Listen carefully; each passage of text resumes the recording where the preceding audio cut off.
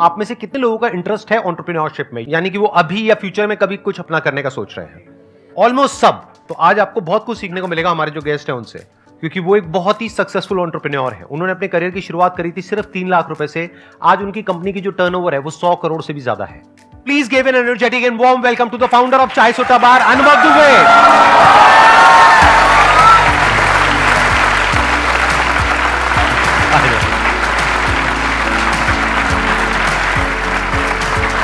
Please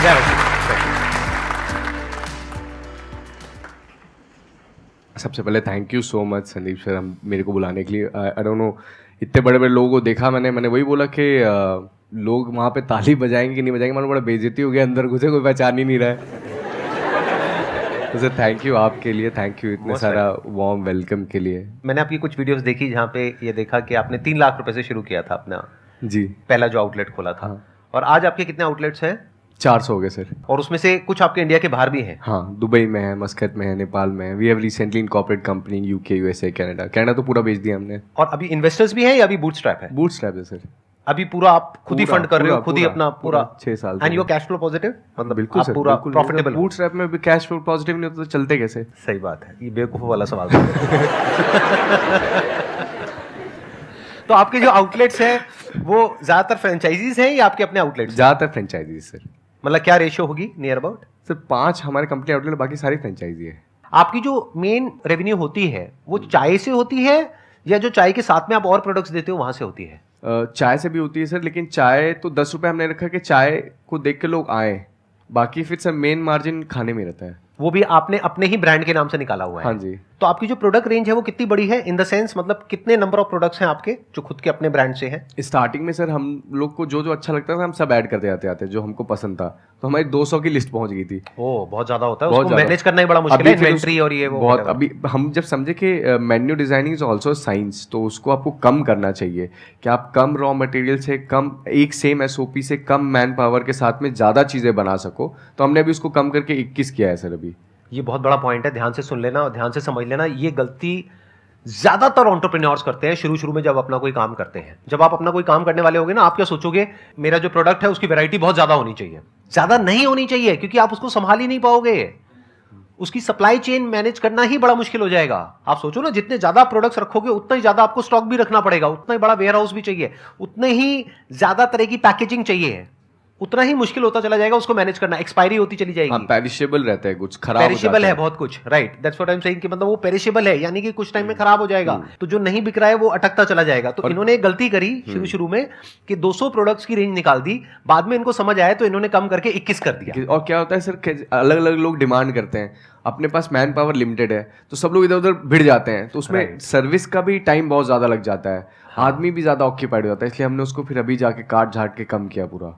business में ना ये बहुत बड़ी क्वालिटी है कि कॉम्प्लेक्स से कॉम्प्लेक्स बिजनेस मॉडल को सिंपल कैसे किया जाए। हम इसका उल्टा करते हैं। जब हम बिजनेस करते हैं हम क्या करते हैं, सिंपल से बिजनेस मॉडल को भी इतना कॉम्प्लेक्स कर देते हैं जिसकी कोई हद नहीं है। जैसे मेरा एक दोस्त है, वो मुंबई में रहता है, उसने अपना ऐसे एक बिजनेस किया एफएमसीजी सेक्टर में। तो उसने भी अपनी 50 प्रोडक्ट की रेंज से शुरू किया। तो मैंने उसको बड़ा समझाने की कोशिश करी। मैंने कहा भाई तू 2-3 से शुरू कर, जब वो चल जाएगा तब धीरे धीरे एक एक करके बढ़ा। उसको नहीं समझ आया, तो 1-2 साल तक उसने किया, लोन उठाया, ये किया वो किया, उसको करीब 1.5-2 करोड़ रुपए का नुकसान हो गया।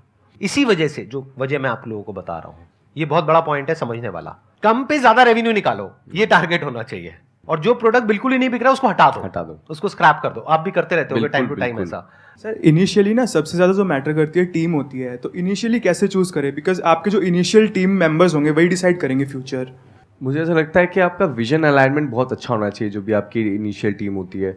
तो मेरी इनिशियल टीम में मेरे दोस्त था बचपन का, तो हम लोग के विजन, हम लोग के सपने एक जैसे ही थे। और हमारे साथ में एक और बंदा था मनोज, जो कि ऑर्फन थे उस टाइम। मतलब अभी तो हमारा परिवार का हिस्सा है, इसलिए मैं नहीं बोलता हूँ, उस टाइम पे ऑर्फन थे। एक डेंटिस्ट साहब थे, उनके यहाँ पे जूते चप्पल जमाते थे सर, वो शटर वटर खोल के, तो वो थे साथ में हमारे। तो वो लोग जो रहते, आज भी वो हमको छोड़ के नहीं गया है, आज भी हमारे साथ में 6 साल हो गए ना। अभी उसका खुद का घर है, फ्लाइट से जाता है, अभी उसका लंदन का वीज़ा लगा रहे हैं यूके का, तो वहाँ जा रहा है। तो ये जो लोग रहते हैं ना साथ में, टीम इज़ वेरी इंपॉर्टेंट भाई।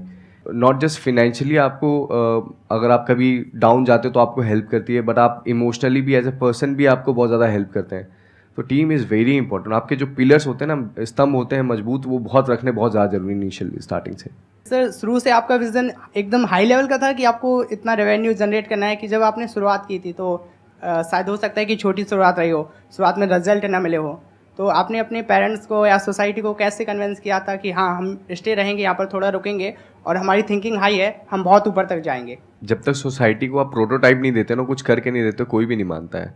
आपको प्रूफ करना ही पड़ता है। और विजन हम लोग का था ही, आनंद जो था वो बोल रहा था कि यार हम लोग को मैकडोनल्ड्स की फ्रेंचाइजी लेनी चाहिए। थे हमारे पास 3 लाख की, लेकिन मैकडोनल्ड्स की फ्रेंचाइजी सोच रहा था। मैकडोनल्ड्स की तो कई करोड़ की आती है, बहुत महंगी आती है। बहुत महंगी है। तो मैंने बोला कि यार एक तो पैसे नहीं है, फालतू की बात कर रहा है, ऊपर से क्यों अपन ऐसी फ्रेंचाइजी ले, let's create our own franchise, अपने इंडिया की फ्रेंचाइजी बाहर लेके जाएंगे। तो हम लोग का से स्टार्टिंग से एक विजन था, क्योंकि कुल्हड़ में हम लोग रहते थे, तो हमने बोला भी था, हम लोग का एक समय बीच में बड़ा फेमस भी हुआ था कि जो भी चाय पिएगा वो हमारे देश की मिट्टी को चूमेगा। क्या बात है, ये हमारा एक विजन। इसीलिए सप्लाई चेन के पॉइंट ऑफ व्यू से देखा जाए तो कुल्हड़ को मैनेज करना मुश्किल है, और नॉर्मल अगर कोई और आप कप रखते हैं, कुछ रखते हैं, तो उसको मैनेज करना थोड़ा आसान होता है, बहुत इजी रहता है, राइट? क्योंकि कुल्हड़ पे थोड़ा सा भी प्रेशर आएगा तो टूट जाएगा और काफी ब्रेक हो भी जाता है, बहुत ब्रेक होता है, बहुत ब्रेक होता है। लेकिन तब भी जो आपका थॉट प्रोसेस है वो ये है कि कोई भी कहीं भी आपकी चाय पिएगा तो वो देश की मिट्टी को चूमेगा। तो ये फीलिंग शुरू से ही थी आपके अंदर? शुरू से थी, और शुरू से ही डे 1 से विजन थी कि एक दिन ऐसा आएगा जब हम अपनी फ्रेंचाइजीज देंगे। हाँ सर, क्योंकि हमेशा अपने इंडिया में देखिए जितनी भी F&B के बड़े ब्रांड्स हैं सारे वेस्ट डोमिनेटेड हैं। इंडिया का कोई क्यों नहीं है? ग्लोबल क्यों नहीं है? ग्लोबल क्यों नहीं? इंडियन कुजीन की इतनी रिस्पेक्ट है, फिर भी एक कोई भी ग्लोबल ब्रांड क्यों नहीं है? तो अब हम चाय का बनेंगे सर।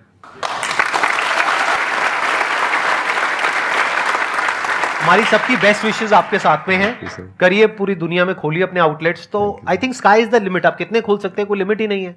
तो डे 1 से इनकी विजन बड़ी थी। अगर आप मेरे से ये सवाल पूछेंगे तो मेरी डे 1 से इतनी बड़ी विजन नहीं थी। जब मैंने अपना काम शुरू किया था, मेरा ये था कि हाँ, जो मैं अभी बिजनेस कर रहा हूं उससे थोड़ा सा इतना ऊपर हो जाएगा, या जो हमारे कॉम्पिटिटर है जो 20 साल से कर रहे थे, मेरा विजन बस वहां तक था। लेकिन बाद में जब हमने करना शुरू किया तो धीरे धीरे हमने पूरी मार्केट को एक्सपैंड कर दिया। तो फिर हम उनसे 10 गुना बड़े हो गए, जो हमारे जो कॉम्पिटिटर थे। तो टाइम के साथ साथ विजन बड़ी होती चली गई। आपको मजा आ रहा है, नहीं आ रहा है? अरे सर बड़ा मजा आ रहा है। मजा आ रहा है? डिफरेंट लग रहा है ना अभी तक के जितने भी आप सेशंस में गए? बहुत डिफरेंट लग रहा है सर। मैं तो बता रहा हूँ ना, मैंने तो नए कपड़े खरीदे सर। मैंने बोला कि आपकी एज कितनी है? 28 सर। 28? हाँ। लगते और यंग हो आप, मतलब यू थैंक यू सर। मेरे बारे में क्या कहना है आपका? बराबरी की लग रहा है सर आप। ये हुई ना बात, इस बात पे ताली बनती है। इनिशियल टाइम में जो प्रॉफिट आता है तो उस टाइम कैसे उस चीज़ को मैनेज करें, कितना पॉकेट में रखना है, कितना वापस इन्वेस्ट कर देना है? क्या होता है जब आदमी के पास पैसा आने लग जाता है तो गर्मी अपने आप बढ़ने लग जाती है। लैविश ऑफिस और ज़्यादा इन्वेस्टमेंट। पहले आप रिटर्न पे ध्यान दीजिए। जो भी आपने इन्वेस्टमेंट किया, अभी आप रिटर्न पे सिर्फ फोकस करिए। पैसे बचाइए जितने भी बच सकते हैं, इन्वेस्ट मत करिए। देखो क्या होता है, जब बिजनेस में प्रॉफिट आता है तो बहुत सारे लोगों का दिमाग खराब हो जाता है। वो शॉर्ट टर्म में तो सक्सेसफुल हो जाते हैं बिजनेस में, लॉन्ग टर्म में बहुत बुरी तरीके से फेल होते हैं। तो एक्चुअल में अगर आप बिजनेस में लंबा चलना चाहते हो, कुछ बड़ा करना चाहते हो, तो एक बात हमेशा याद रखना, एक होता है इन्वेस्टमेंट, एक होता है एक्सपेंस। इन्वेस्टमेंट और एक्सपेंस के बीच के फर्क को अच्छे से समझ लेना कि एक्सपेंडिचर क्या होता है और इन्वेस्टमेंट क्या होती है। और इन्वेस्टमेंट के रिटर्न को भी, और इन्वेस्टमेंट पे कितना रिटर्न है, कि किस इन्वेस्टमेंट पे कितनी रिटर्न आ रही है। एक ऐसी इन्वेस्टमेंट हो सकती है जहां पे रिटर्न आ रही है 5-10% की, एक ऐसी इन्वेस्टमेंट हो सकती है जहां पे रिटर्न आ रही है 100% की, और पता लगा आप एक्सपेंडिचर कर रहे हो जहां पे रिटर्न माइनस में है। मेरे ऐसे बहुत सारे दोस्तों के साथ में हुआ है। मैं देखने में यंग लगता हूं लेकिन मेरी एज बहुत ज्यादा है। तो मैंने लाइफ में बहुत तरह तरह के एक्सपीरियंसेस देखे हैं। ऐसे भी दोस्त देखे हैं जो पैसे को बचा बचा करके चले और आज भी अच्छा कर रहे हैं अपनी लाइफ में, और ऐसे भी देखे जिन्होंने काम किया, वहां से पैसा आया, अगले दिन जा करके गाड़ी लेकर के आ गए 40 लाख की, 50 लाख की, और उसके बाद में आकर के मेरे ऊपर स्टाइल मार रहे हैं कि देख तू वहीं का वहीं रह गया और मेरे को देख मैं कहां निकल गया। मैंने कहा बेटा वो तो वक्त बताएगा कौन कहां निकलेगा। हम लोग का भी ये था कि हम लोग अपना कभी घर नहीं बनाएंगे। जितने लोग इनिशियल 1 साल तक थे ना, तब तो उनका घर नहीं बन जाएगा, वो गाड़ी नहीं लेंगे। तो आज भी मैंने अपने भाई को भी recently second hand Swift Dzire वो दिलाई है, डीजल वाली। आपकी कौन सी गाड़ी रखी हुई है आपने? स्विफ्ट सर, सेकंड हैंड, वो डीजल। ये सच है? हाँ सर, ऑफिस तक जाना है सर, क्या स्टंट मार के जाएंगे वहाँ, फिर तो 2 किलोमीटर का ऑफिस है। सीखो इनसे, बहुत बड़ी क्वालिटी है ये। क्योंकि मैंने ऐसे ऐसे लोगों को देखा है जिनके पास में थोड़े से पैसे आते हैं, उसके बाद में इंस्टॉलमेंट पे मिल जाती है गाड़ी, गए बढ़िया सी गाड़ी लेकर के आ गए। गाड़ी क्या है? टीन का डिब्बा है, उसको अगर आप बेचने जाओगे तो कुछ भी उसकी वैल्यू नहीं है। डेप्रिसिएशन देखिए सर, कितना ज्यादा डेप्रिसिएशन बहुत ज्यादा है। आज आप लोगे 1 साल बाद 50% टूट जाएगा सीधा, जो महंगी गाड़ी होती है उसके ऊपर। तो क्यों ले रहे हो ऐसी गाड़ी? दुनिया को दिखाने के लिए। उस दुनिया को क्या फर्क पड़ने वाला है? कायदे से क्या करना चाहता है उस 40-50 लाख रुपए को? अगर मानो आपने 1 करोड़ रुपए कमा लिया, तो उस 50 लाख रुपए को या उस 1 करोड़ रुपए को ये लगाओ कि कैसे मैं बिजनेस पे लगाऊं और कैसे इस 1 करोड़ से 10 करोड़ बनाऊं। तो जो इन्होंने बोला, ये एक बहुत बड़ी क्वालिटी है, छोटी क्वालिटी नहीं है। क्योंकि अगर आज ये चाहे तो डाउन पेमेंट पे गाड़ी खरीद के ले आए, बढ़िया से बढ़िया जो गाड़ी आप कहोगे वो गाड़ी ले आए, और कह रहे हैं सेकेंड हैंड, क्योंकि सेकेंड हैंड सस्ती मिल जाती है। हाँ सर, सर डीजल मिलती नहीं ना, बड़ी मुश्किल मिलती है डीजल। ये एक एंटरप्रेन्योर का दिमाग है, ये एक बहुत कमाल के एंटरप्रेन्योर का दिमाग है। अगर आप एंटरप्रेन्योरशिप में जाने की सोच भी रहे हो ना, तो ऐसी बुद्धि चाहिए जो बहुत कम लोगों में होती है। नहीं तो क्या होता है, शो ऑफ वो ऑफ, ये वो ये दिखा रहे हैं, वो दिखा रहे हैं, दुनिया को ये कर रहे हैं, वो कर रहे हैं। हाँ, अगर वो आपके बिजनेस से कनेक्टेड है तब तो ठीक है। अब इनके बिजनेस में तो उल्टा हो जाएगा। अगर ये ज्यादा चेने वेने लाद करके बैठ गए तो बंदा कहेगा भाई तू चाय बेच रहा है, क्या बेच रहा है, तो वो डर जाएगा सामने वाला। कई बिजनेसेस होते हैं वहां पे आपको थोड़ा बहुत शो ऑफ करना पड़ता है, then it is okay if it is part of your business. But if it is not part of your business और वो आपके बिजनेस को नहीं बढ़ाएगा एक्सपोनेंशियली, तो 1 रुपए भी वेस्ट करने की जरूरत नहीं है। एक्सपेंडिचर वर्सेस इन्वेस्टमेंट, इन दोनों के फर्क को अच्छे से समझ लेना है। सर फर्स्ट ऑफ ऑल तो मैं आपको थैंक यू बोलना चाहता हूँ संदीप सर, कि आप इतना मोटिवेट करते हैं हमें।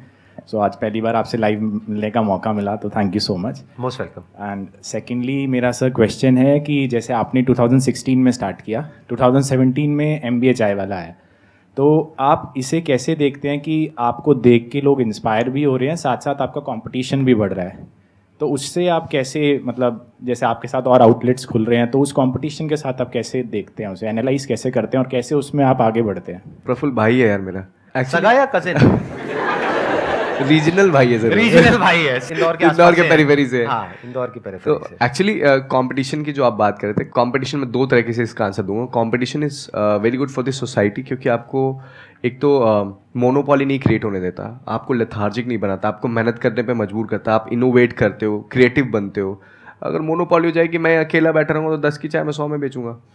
दूसरी चीज़, मैं कंपटीशन को और अपने कॉम्पिटिटर्स को बहुत मतलब मेरे लिए गुरु है वो मेरे कॉम्पिटिटर्स। मैं हमेशा उनसे सीखता हूँ, उनको बहुत अच्छे से ऑब्जर्व करता हूँ, उनकी जो अच्छाइयाँ रहती हैं वो मैं अपने में ऑब्जर्व करता हूँ, जो मेरी त्रुटियाँ रहती हैं, जो मेरे क्रिटिक्स अगर वो क्रिटिसाइज़ करते हैं तो मैं उनको सुनता हूँ और अच्छे से एग्जीक्यूट करने की प्लानिंग करते हैं हम लोग।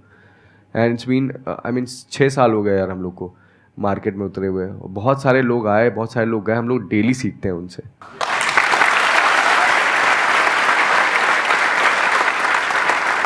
आप ही पानी पी लीजिए, आपके गले में ना कुछ खराश आ रही होगी, वो पीछे आ रही बता है रहे हैं। हाँ, चाय मंगाऊंगे आपके लिए? नहीं, मैं चाय नहीं पीता। MBA चाय वाला की? नहीं, चाय नहीं पीता। आप चाय नहीं पीते? नहीं सर। तो टेस्ट कौन करता है, मतलब बहुत प्रोडक्ट सारे- टेस्टिंग है वो कौन करता है? बहुत सारे लोग हैं सर टेस्ट करने के लिए, सब चाय वाले हैं, सबको पसंद आ जाती है। मैं सर कभी पी नहीं, मुझे कभी पसंद आई नहीं मतलब।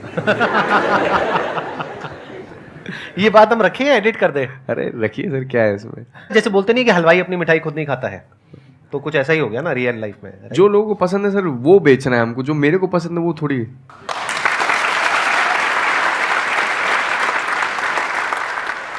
First of all thank you sir, आप बहुत मोटिवेट करते हैं, आप इंस्पिरेशन है। और थैंक यू सर, आपको भी आज आप आए, बहुत अच्छा लग रहा है। और सर मैंने कुछ लिखा है, रैप लिखा है, मैं आपके लिए सुनाना चाहूँगा, जस्ट 1 मिनट का है। तो ये लिखा है कि सर जी एक रैप लिखा है जो आपको सुनाना है, प्यार आपसे कितना है आज दिल से बताना है, बहुतों की ज़िंदगी को आसान किया है आपने, आज मुझे भी आपकी तारीफ में कुछ सुनाना है। बंदा तू अजब है, अंदाज तेरा गजब है, बदलता है तू किस्मत है, तू लौंडा एकदम अलग है।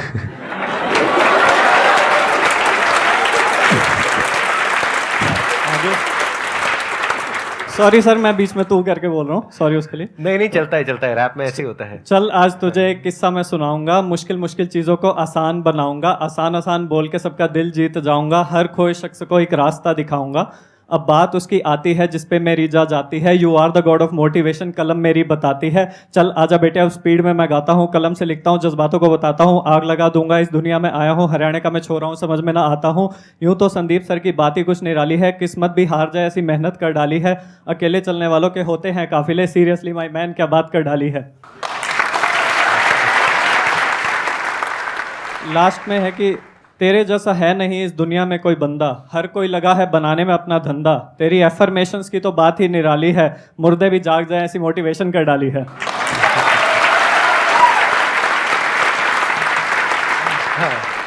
आखिर में मैं तुझे सलाम करना चाहूंगा, इंसानियत को बचा लिया पूरी आवाम को बताऊंगा, पैसे को ठुकरा कर ये जो सोशल सर्विस करी है तूने, मैं स्टेज पे आकर एक बार तेरे पैर छूना चाहूंगा। अरे वाह, क्या बात।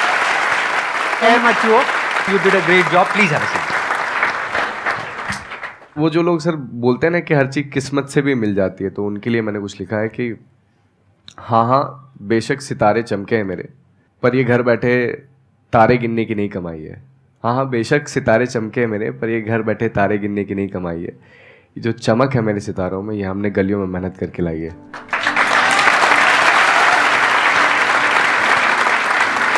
Thank you so much for coming. Thank It means you. a lot to Thank me you. and to Thank everybody you. यहाँ पर. Thank And thank you all यहाँ पर आने के लिए and इस सेशन को अटेंड करने। Thank you so much.